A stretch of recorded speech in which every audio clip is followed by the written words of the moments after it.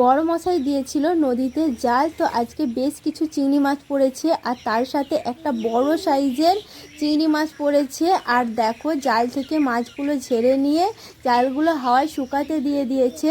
So hello everyone, আসসালামু আলাইকুম, good morning সবাইকে। এখানে দেখো যেই বড় চিংড়ি মাছটা দেখালাম তার থেকে কতটা মাছের ডিম বেরিয়েছে। তো এই প্রথম দেখলাম তো চিংড়ি মাছের ডিম দেখেছি, তো সেগুলো মাছের মধ্যেই থাকে, বাইরে ঝরে ঝরে পড়ে না। তো এই দেখো এই মাছটারই ডিম। তো এই মাছটা যত হাঁটছে আর ডিমগুলো পেট থেকে তত ছেড়ে ছেড়ে পড়ছে। তো আমরা দেখো সেই ডিমগুলোকে নিয়ে বাটির মধ্যে ভরে রেখেছি। এতটা বড় চিংড়ি মাছটা, যে গোলদা চিংড়িগুলো হয় না, তো সেই মাছটার থেকে না, সেই মাছগুলো থেকে না এই মাছটা বড়।